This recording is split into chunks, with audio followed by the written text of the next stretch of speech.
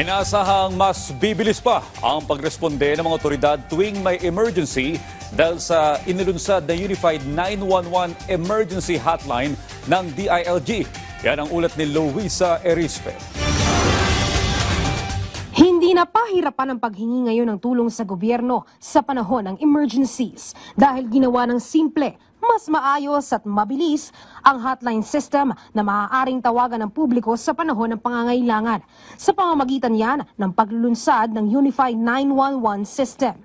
The Philippines, being a very, very complicated country, even became more complicated with the emergency response. Today, we have one number, and that's 911. Ang system nito, sa oras ng emergency, iisang numero na lang ang tatawagan ng publiko at ito ay ang 911 hotline. Kung saang sulok man ng bansa, libre itong matatawagan.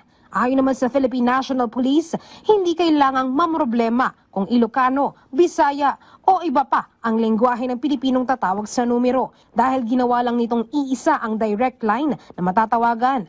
Imbis na iba-ibang number ng LGU, PNP, BFP at AFP, pero maipapasa pa rin ang tawag sa local responders sa buong bansa. Ngayon, when you dial 911, lahat yun, sila na yun lahat, no?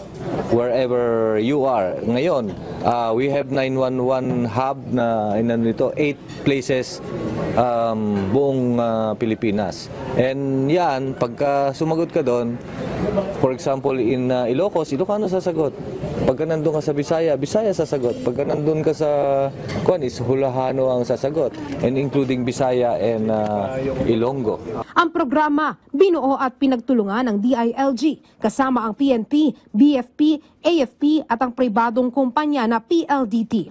Tiniyak naman ng DILG, mas magiging mabilis na ngayon ang pagresponde, hindi lang ng kapulisan, kundi lahat ng first responders sa bansa.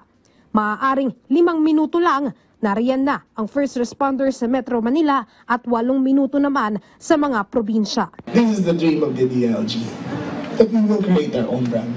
That the PNP, that the BFP, that the BHANP will be together in serving the people. We are the first responders. We are the last hope. This is governance. Samantala, may pahaging naman ang kalihim ng DILG na si Secretary John V. Cremulya na sana sa pamamagitan ng programang ito magkaroon pa rin ng tiwala ang publiko na umaksyon ng gobyerno para sa tamang paggamit ng buwis ng mga Pilipino. When today when people doubt government and they see their paychecks and they see where they are withholding tax and say, where does my money go? And they show a table with 1 billion pesos there to be distributed to the corrupt politicians. They ask, is this where my money goes? Today, when they see their withholding tax in their salary and they have an emergency, they will say, now I know where my money went. Dito pumunta ang pera nila. Simula na naman agad ang operasyon ng Unified 911 System simula ngayong araw. Bukas na ito at matatawagan na ng publiko. Luisa Erispe para sa Pambansang TV sa Bagong Pilipinas.